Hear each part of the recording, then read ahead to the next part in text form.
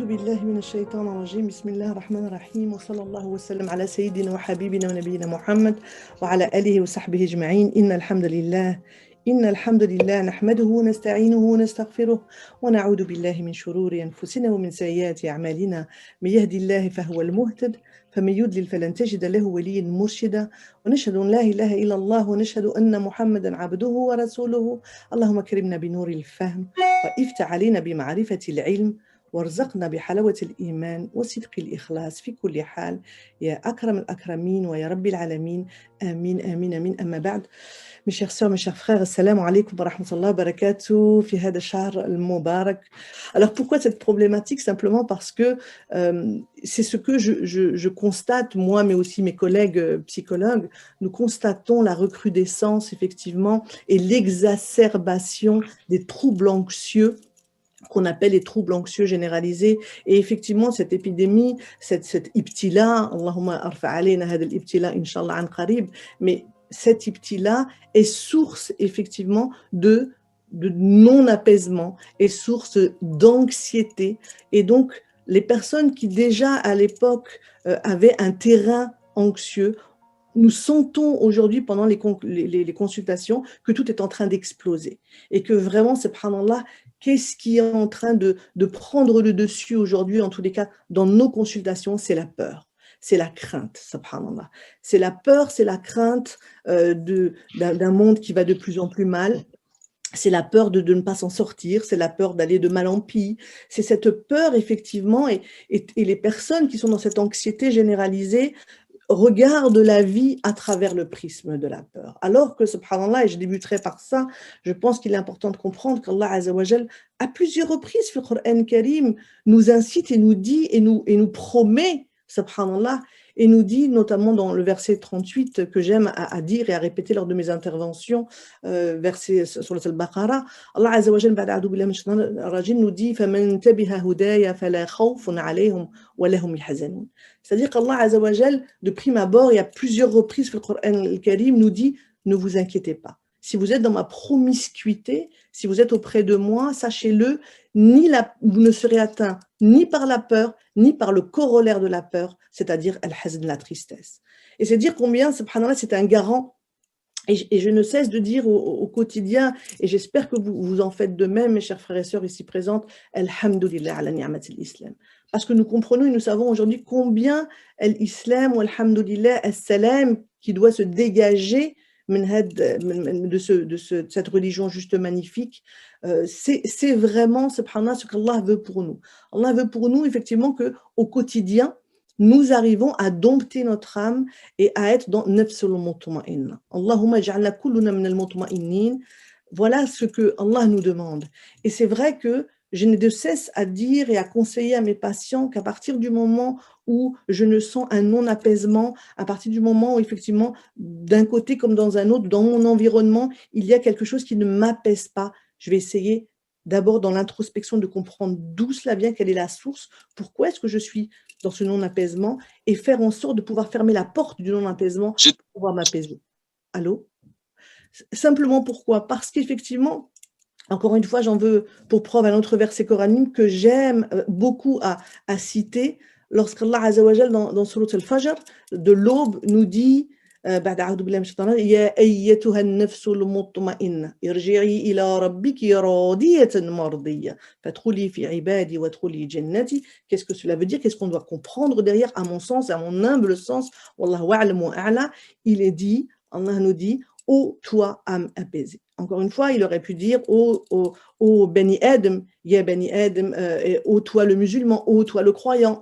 Non, il parle de ô toi qui as passé ta vie à apaiser ton âme, fais partie de mes agréés et fais partie des gens de mon paradis. Allahumma ja'alna kulluna minhum. Et c'est important de comprendre ça, que cela doit être le djihad nefs au quotidien. Votre djihad, c'est de faire en sorte que dès que je nage dans des eaux troublées, en fonction de l'épigénétique et de ce qui peut se passer autour de moi, je dois apprendre à m'apaiser intérieurement, parce que cet apaisement-là, ça sera le garant de cet apaisement, ce sera, Inch'Allah, mon entrée, la habballahu ta'ala azza wa jal, et être à la yaqin, si je fais ces efforts-là, je rentrerai bi'idna rahman au paradis.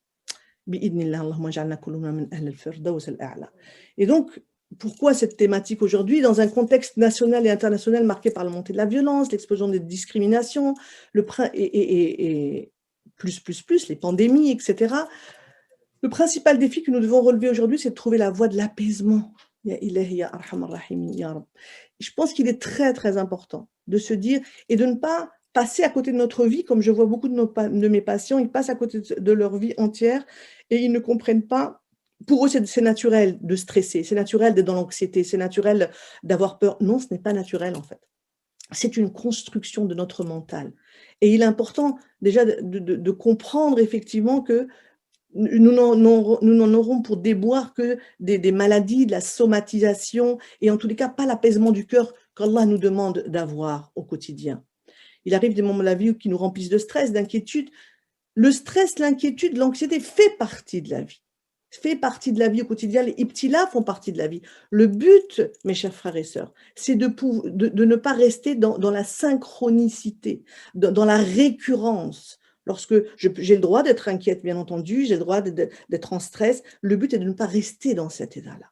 Et subhanallah, notre religion, nous, encore une fois, cette injonction du divin, Azza wa Jal, qui nous dit وَلَا تُلْقُوا بِأَيْدِيكُمْ إِلَى التَّهْلُكَةِ, ne vous faites pas du mal avec vos propres mains. Et tout cela, subhanallah, en dit long, subhanallah, sur le fait de non, sors, essaie de comprendre la source de ton mal-être. C'est ce que j'essaie de faire au quotidien dans mon cabinet avec mes patients, essayer de comprendre, mais pourquoi cette anxiété en fait? D'où vient-elle? Qu'est-ce qui a fait que j'en suis là aujourd'hui au point où je suis complètement débordée par mes émotions, subhanallah, complètement débordée par mon mal-être et que je n'arrive pas à être dans cet apaisement que nous demandons là, dans cette verticalité-là. Et donc, si je ne peux pas être dans la verticalité, je peux encore moins être dans l'horizontalité. Et donc, ces moments-là, effectivement, on se sent incapable de faire quoi que ce soit, on se sent complètement débordé. Bien sûr, nous pouvons aller vers un professionnel, mais surtout, et je pense que la solution est réellement là, se retourner vers Allah. Parce que je vois bien la différence, subhanallah, entre mes patients, puisque bien entendu, j'ai du tout venant, donc j'ai aussi des patients non musulmans, non croyants, athées, et je sens leur souffrance, j'essaie de les aider comme je peux, mais c'est vrai qu'il est beaucoup plus difficile de s'en sortir lorsque nous n'avons pas cette verticalité, lorsque nous ne sommes pas nous nous accrochons pas à l'habl, comme Allah Azza wa Jal nous le dit, c'est-à-dire à cette corde que nous tend Allah Azza wa Jal. Il est beaucoup plus difficile de pouvoir s'élever au-delà de nos mal-être, de cette pandémie, et donc de rester dans cette peur et dans cette anxiété. Et donc l'anxiété est l'une des manifestations de la peur, al-khawf, comme je viens de dire, qui est propre à l'homme et qui lui est utile, oui, lui est utile un temps, mais pas lorsqu'il perdure dans cette peur. Puisque lorsque j'ai peur, non seulement je vais attirer l'objet de ma peur, lorsque j'ai peur de quelque chose, mais au-delà de ça, je vais m'enliser dans un cercle infernal avec des ruminations, et c'est pas ce qu'Allah Azza wa Jal, en tous les cas, c'est l'antipode de l'apaisement. Mais je voulais juste faire un petit guillemet parce que sur qu'est-ce que l'anxieux, qu'est-ce que le trouble anxieux généralisé et comment est-ce qu'on peut arriver à gérer nos angoisses, parce que c'est vraiment quelque chose qui va nous handicaper au quotidien, qui handicape la vie. Et donc, on sent, comment est-ce qu'on sent les crises d'angoisse? Moi, j'ai beaucoup de personnes qui viennent nous voir, me voir au cabinet, qui nous disent: «On a fait une crise d'angoisse». Alors, il faut le savoir déjà, crise d'angoisse, crise de tétanie, crise de spasmophilie, toutes ces nominations revêtent exactement une même réalité. C'est-à-dire une boule à la gorge, sensation d'être étranglé, des vertiges, des vomissements, un mal-être, et on sent qu'on est au bord de la mort, subhanallah. Et donc, ce que je leur apprends avant toute chose à mes patients, c'est déjà à détecter les facteurs déclencheurs en fait de cette angoisse, puisqu'il y a toujours facteur déclencheur. Et donc à partir du moment où je me sens mal parce que je viens d'entendre quelque chose à la télévision, parce que je n'arrive pas, voilà, une pensée négative m'est passée par la tête, parce que j'ai des mauvaises informations, parce que je reçois l'annonce d'un ibtila, l'annonce d'un deuil, ou quoi que ce soit, l'important, c'est de pouvoir effectivement gérer mon émotion, parce que Allah faisant bien les choses, si il a mis la tête, Azza wa Jal, au-delà du cœur, c'est parce que la tête est le siège de la raison, le cœur, effectivement, ce sont les manifestations physiologiques de la peur et de la crainte et de l'angoisse, et qu'à partir du moment où je laisse la raison dominer la peur, Inch'Allah, en parlant, on va voir un petit peu comment faire, en pouvant en me dépersonnifiant, en mettant de côté la peur, etc., je vais pouvoir, bi'idhn rahman, la maîtriser et je ne vais pas la laisser s'emballer parce que si je la laisse s'emballer, c'est la crise d'angoisse qui va me mener vers les urgences, etc. et on en voit un peu trop. Et donc, à chacun son histoire, à chacun son trouble anxieux, certes, la peur d'avoir peur, la peur du regard des autres, la peur d'une crise, et subhanallah, et s'enliser dans had al-khawf, subhanallah, c'est vraiment diminuer de ses capacités de raisonnement parce que nous sommes régis par la peur, nous voyons la vie à travers le prisme de la peur et nous n'arrivons plus à avoir le libre arbitre de pouvoir penser, de pouvoir sereinement nous poser, respirer, aller mieux et ça peut malheureusement mener à ce qu'on appelle des troubles obsessionnels compulsifs, des TOC, qui font qu'effectivement ça devient très, très handicapant. Je ne vais pas tout vous lire parce que bah, c'est quand même une conférence d'1 heure et là je n'ai qu'une une demi-heure. Mais on pourra revenir pendant les questions sur tout ça, ne vous inquiétez pas à la fin, Inch'Allah. Donc, alors, par exemple, c'est une souffrance quotidienne. Hamid, ce sont des patients. C'est comme si j'étais constamment dans un étau, je manque de souffle, pourtant j'ai un bon cœur, j'en suis. C'est-à-dire que les manifestations physiologiques vont complètement me paralyser, ce qui va faire qu'effectivement, je vais avoir du mal à pouvoir vivre sereinement ma vie. Et j'en vois, je voulais vraiment vous en parler parce que je l'en vois au quotidien et je pense que ça devient exponentiel. C'est-à-dire que depuis le début de la pandémie, je ne vois que des troubles anxieux généralisés qui explosent en fait, ou alors des troubles anxieux qui deviennent troubles anxieux généralisés. Et donc, ce qu'il faut savoir, c'est et pourquoi est-ce que je dois absolument travailler sur mon anxiété? C'est 4 à 5 fois plus de risque de faire une dépression lorsque pour une personne, anxieuse, en fait, on a 4 à 5 fois plus de risques, voire multiplier les tentatives de suicide, voire des suicides. C'est ce que nous voyons aujourd'hui et ne pensons pas, mes frères et sœurs, ici présents, ne pensons pas, à mon sens, un instant que le fait que nous soyons musulmans va nous prémunir d'un trouble anxieux ou va nous prémunir, malheureusement, tout dépend de sa pratique, nous allons en parler, tout dépend de son lien avec Allah, effectivement, tout dépend comment dire, de combien est-ce que la religion est présente et la pratique est présente au quotidien ou pas. Il ne suffit pas d'être musulman pour être complètement vacciné de tous ces troubles. J'en vois aujourd'hui tous les jours. Je vois des tentatives de suicide, je vois des suicidaires, je vois des choses terribles en fait qui se passent dans notre communauté. Et ça, je pense qu'on ne peut pas le taire.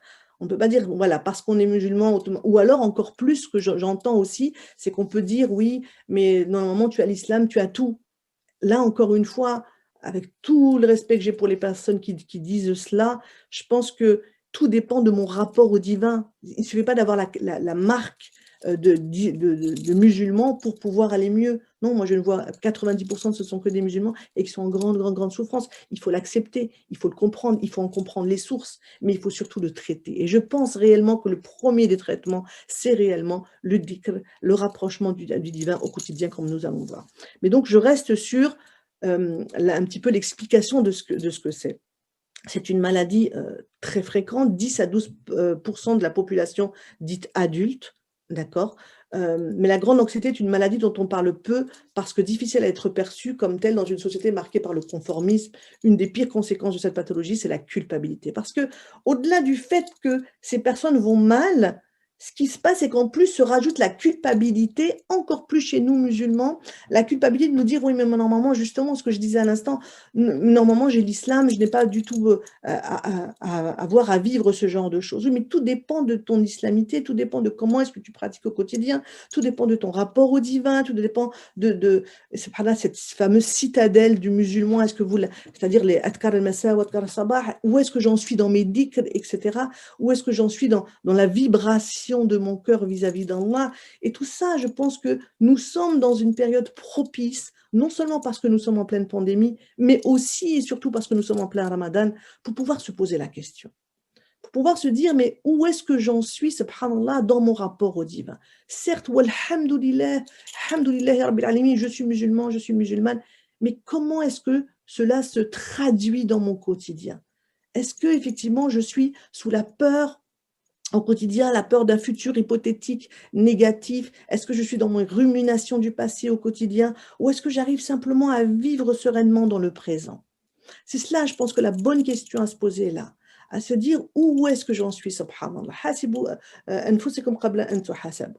C'est-à-dire vraiment, jugez-vous. Nous devons, et je le dis à moi avant de vous le dire à vous, de nous juger chaque jour. Où est-ce que j'en suis? Est-ce que j'ai fait un travail sur moi pour avoir moins peur, pour être moins dans l'anxiété? Parce qu'après tout, pourquoi avoir peur? J'ai peur, subhanallah, mais j'ai peur à la hauteur de ce que, j'ai peur, mais Allah fera de moi tout ce qu'il voudra, donc pourquoi avoir peur en fait? Je ne vais pas, à travers ma peur, empêcher l'objet de ma peur. Au contraire, je vais l'attirer, subhanallah. Donc c'est vraiment important de comprendre aujourd'hui qu'est-ce qui a fait. Maintenant, si effectivement j'ai eu une enfance avec de la maltraitance, avec de l'humiliation, des dénigrements, de la violence verbale, de la violence physique, bien entendu que je risque 10 fois plus d'avoir un trouble anxieux généralisé. Mais ça, il va falloir le savoir, mettre la lumière dessus et mettre un pansement dessus. Et c'est l'objet d'un thérapeute est là pour vous aider.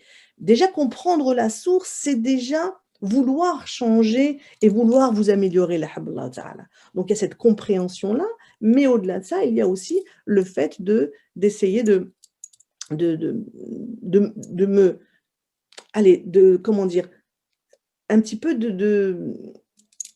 d'améliorer mon rapport au divin, de l'améliorer. Et même dans ma thérapie, dans mes thérapies, subhanallah, je tente effectivement et j'aide mon patient, ma patiente à vraiment aller au fin fond de lui-même, à la recherche de la lumière du divin. Parce que sans cela, je pense réellement que nous pouvons très facilement rester dans les ténèbres. Alors, vous me dites combien de temps j'ai, je ne vois pas du tout l'heure, mais vous me dites, ma chère sœur. Donc, Ça dure 10 minutes. Encore 10 minutes, wow. La grande anxiété est à prendre au sérieux car elle peut avoir des répercussions. Les grands anxieux s'isolent peu à peu, au contraire, s'épuisent à tout savoir, tout connaître dans le seul but d'être dans le contrôle d'eux-mêmes. Et voilà, par exemple, être dans le contrôle d'eux-mêmes, c'est ne pas malheureusement faire grandir ce qu'on appelle le tawakkal Allah. Le tawakkal Allah, c'est vraiment, je m'en remets à Allah. Pourquoi est-ce que je veux tout contrôler? Les gens qui sont dans l'hyper-contrôle, les gens qui sont dans le perfectionnisme, qui veulent absolument tout contrôler, tout savoir, tout faire. Eh ben non, en fait, Allah te dit, ben non, il n'y a qu'Allah Azzawajal qui est parfait. Donc, tu peux être perfectible, mais pas parfait. Et donc ça, c'est comprendre un petit peu ces déboires. Pourquoi est-ce que je suis mal? Pourquoi est-ce que je n'arrive pas effectivement à être épanouie dans ma vie? Simplement parce que, subhanallah, peut-être que je veux comment dire? Tout diriger, tout contrôler, alors que le numéro 1 aujourd'hui à travers le monde, dans tout ce qu'on peut appeler, fameux développement personnel, c'est le lâcher prise, en fait. Et qu'est-ce que le lâcher prise si ce n'est pas le tawakkal ala Allah multiplié par 1000, voire 1 milliard? Tawakkal ala Allah, c'est-à-dire que je lâche prise pour m'en remettre entre les mains du meilleur, entre les mains d'Allah Azza wa Jal. C'est-à-dire, la khawfun alayhim wa lahum yahzanun. Qu'est-ce qui peut m'arriver si je m'en remets? Et c'est là, effectivement, c'est ce fameux lâcher-prise qui est difficile, et j'accompagne les personnes à pouvoir le faire, et que quand je ne suis pas dans ce lâcher-prise, donc dans ce tawakkal ala Allah, je ne suis pas en adéquation avec moi-même et je ne peux pas être dans cet apaisement-là. Et là, juste ce que je voulais vous montrer, c'était une étude scientifique qui nous prouve l'importance de la relation spiritualité-religion sur les différentes pathologies. Cela implique effectivement et atténue l'anxiété, la dépression, les dépendances à des substances, les troubles cardiovasculaires, etc. La gestion de la douleur, subhanallah. C'est dire combien notre religion est un pansement. Dawa shifa'un li kulli da. C'est un remède à tous les mots, le Coran Karim, subhanallah. Et c'est pour ça que Rana fi shahr al-Qur'an, et ce que je vous invite à faire, mes chers frères et sœurs, c'est vraiment, vraiment, vraiment de vous rapprocher, la habballah ta'ala, du divin à travers la lecture, faire une khatma, faire en français, en anglais, toutes les langues que vous pouvez si vous ne maîtrisez pas l'arabe. Mais l'important étant réellement, subhanallah, de vivre à l'intérieur de soi la promiscuité avec Allah. C'est dans la promiscuité avec Dieu, Azza wa Jal, au quotidien, que ça pèse les cœurs. N'est-ce pas?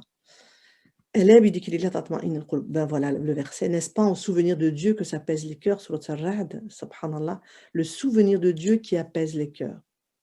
Au milieu de toutes les turbulences que subissent au quotidien les enfants, les parents doivent réussir à trouver dans leur foyer un parfum de calme, de tranquillité, un sentiment de sérénité et de sécurité. Et si à la maison, je ne retrouve pas cela, c'est qu'il y a quelque chose qui dysfonctionne. C'est qu'il y a quelque chose qui ne va pas. Peut-être que je suis en train de reproduire les mêmes choses que mes propres parents parce que j'ai vécu dans une famille dysfonctionnelle. Peut-être qu'effectivement, je ne suis pas assez dans ce rapprochement avec le divin. Peut-être que je n'arrive pas à comprendre le comportement d'un de mes enfants et donc du coup, ou le comportement de mon époux et de mon épouse. Il est important de se poser. Je pense que c'est Shahr al-Rahma, mais c'est aussi le mois du lien. C'est-à-dire faire du lien, subhanallah, Sirat al-Rahim, accentuer Sirat al-Rahim de ce mois saint. Et alhamdoulilah, cette pandémie, regardez le bienfait, c'est qu'effectivement, nous sommes en famille, nous faisons tarawih en famille, nous faisons des lectures de Coran en famille, et c'est se rapprocher là où tout le reste de l'année, nous ne pouvons pas le faire. Et c'est une vraie ni'ma, c'est un vrai khair, c'est un vrai bienfait. Alors, et quiconque se détourne de mon rappel mènera certes une vie pleine de gêne, et le jour de la résurrection, nous l'amènerons aveugle au rassemblement. D'évoquer abondamment. Alors, ce que vous nous conseillez avant toute chose, c'est de l'évoquer. Alors, pourquoi évoquer? Parce que plus je vais glorifier Allah Azza wa Jal, Adkar Sabah, Adkar al-Masa, avoir une langue évocatrice, à mon sens, c'est le plus beau cadeau que nous pouvons demander à Allah Azza wa Jal. De pouvoir l'évoquer pour pouvoir nous rapprocher de lui et donc apaiser notre cœur. Vous savez ce qu'on appelle la méditation de pleine conscience qui fait un essor terrible à travers le monde? Qu'est-ce que c'est que la méditation? C'est simplement, je vais me détourner de tout mon mal-être qui est présent, bien entendu, on ne va pas le nier. Je vais me détourner pour pouvoir me concentrer sur quoi? Sur la respiration et sur l'instant présent. C'est exactement, on n'a rien inventé. Il y a 1400 ans, Allah nous disait la même chose à travers les adkar. C'est-à-dire que je vais pas sortir de mon marasme et de mon mal-être en évoquant Allah Azza wa Jal, en l'évoquant au quotidien, et je l'évoque. Pourquoi je vais l'évoquer? Pour le glorifier, pour mieux l'invoquer. J'évoque Dieu pour mieux l'invoquer. C'est-à-dire, je vais le glorifier, je vais effectivement avoir lisan indekir, encore une fois, une langue évocatrice, et c'est ce qui va me permettre de me rapprocher et enfin de pouvoir l'invoquer et lui dire Ya Rabbil Alamin, je suis là, Anta a'lamu ma bihali. Tu sais exactement ce que j'ai dans mon cœur, tu es le seul à pouvoir m'aider, aide-moi. Et subhanallah, vous ne pourrez de toutes les façons avoir l'aide que d'Allah. Nous, thérapeutes, nous ne sommes que des outils qu'Allah a utilisés pour vous diriger, vous conseiller, vous montrer effectivement quelles sont vos forces, quelles sont vos faiblesses. Mais à lui revient la guérison, subhanallah, la plus totale. À lui revient. Donc le plus grand acte d'adoration de Dieu est le dhikr. C'est la nourriture de votre cœur et de votre âme. Et donc, il est important de le faire au quotidien, et de le faire au quotidien, et de vous rapprocher. Et vous allez voir, de toute façon, subhanallah, même pour retrouver le sommeil, pour les insomniaques, c'est à travers le dhikr, et répéter, répéter, répéter. Et c'est dans la répétition que s'apaise les cœurs, nous dit Allah, mais que s'apaise physiologiquement le cerveau, en fait. Il arrête sa rumination, il arrête effectivement son tourbillon de pensée à partir du moment où, avant de s'endormir, subhanallah, subhanallah, subhanallah, alhamdulillah, alhamdulillah. Ce dhikr est un médicament en soi. Vivez-le, mes chères sœurs et mes chers frères, réellement comme un médicament. Dans la prière, il y a un apaisement et bonheur car la personne sent qu'elle se rapproche d'Allah. Quand Allah Azza wa Jal nous dit, subhanallah, je suis plus proche de toi que ta propre veine jugulaire. C'est dire combien là où je me sens dans la solitude la plus absolue, là où je me sens complètement débordée par ce qui se passe à travers le monde aujourd'hui, je sais qu'Allah est là, subhanallah. Je sais qu'Allah est là et il nous dit même quelque chose de merveilleux. Et ça, c'est très important. Hadith qui nous dit Inna inda dhanni abdi bi. Et je le trouve juste merveilleux. C'est-à-dire que je suis exactement à la hauteur de ce que pense de moi mon serviteur. Subhanak ya Rab. C'est-à-dire qu'à partir du moment où je pense qu'Allah va, malgré la tempête qui se passe autour de moi, malgré cette pandémie, qu'Allah va me protéger, il me protégera. Kunu ala yaqin. Et je pense que être ala yaqin, encore une fois, comme je dis à chacune de mes interventions, c'est réellement sortir du doute. Quand Allah Azza wa Jal nous donne pour injonction du divin, nous dit Kunu ala yaqin, c'est-à-dire pourquoi? Parce que quand tu es dans le yaqin, c'est-à-dire dans la conviction absolue qu'Allah est là, qu'Allah te protégera, qu'il t'aime plus que ta propre maman ne peut t'aimer, je vais pouvoir sortir, subhanallah, je vais pouvoir sortir du doute. Et le doute, c'est la porte, même abwab shaitan. Le doute, je ne sais pas, est-ce que je suis à la hauteur, est-ce que je suis une bonne maman, est-ce que je suis un bon papa. Ce doute-là, subhanallah, va nous faire tomber dans l'anxiété et va nous maintenir dans l'anxiété, va nous faire ouvrir les portes de la peur, les peurs de l'angoisse, les peurs du stress, parce que je ne sais pas, est-ce que keda ou keda, et on n'est pas bien. Alors qu'Allah te dit, mais Je suis exactement. Alors, tu penses de moi du mal et que je vais te punir? Ok, je te punis. Tu penses de moi du bien? Ah, la barakatillah, tu n'auras que le bien. C'est-à-dire que on a dit, ben, utilise juste ta pensée en fait. Ta pensée, c'est aussi ton pansement. Donc, et ça, je le disais encore dimanche, je donnais une formation sur la gestion des émotions. La personne la plus heureuse aujourd'hui sur Terre, et ça s'est éprouvé, c'est la personne qui arrive à maîtriser le contenu de sa pensée, à être dans la maîtrise du contenu de sa pensée, subhanallah. Vraiment, qui arrive alors je vais arrêter là, juste pour continuer, qui arrive à maîtriser ce que contient sa pensée et qui ne se laisse pas partir. Mais comment maîtriser ce flot de pensée, 90 000 pensées par jour? C'est uniquement bi'idna rahman, à travers le dhikr, à travers le dhikr. Et je me renferme sur moi-même, Inch'Allah, et je ne laisse pas l'émotion me déborder, la habla ta'ala. Nous avons beaucoup d'exercices, hein, surtout la respiration. Billah alayk, comme les personnes anxieuses ont un diaphragme complètement renfermé, complètement bloqué. Et la première des choses très simples, la cohérence cardiaque. C'est la première chose avec quoi je travaille avec mes patients, sur la cohérence cardiaque, où je vais, subhanallah, faire en sorte de pouvoir muscler le diaphragme, c'est le plexus solaire, hein, c'est le muscle qui fait tout le tour de la tête et qui complètement, pour les anxieux. Donc, commencez simplement par une bonne inspiration, une bonne expiration, des dhikrs et encore des dhikrs, bi'idna rahman.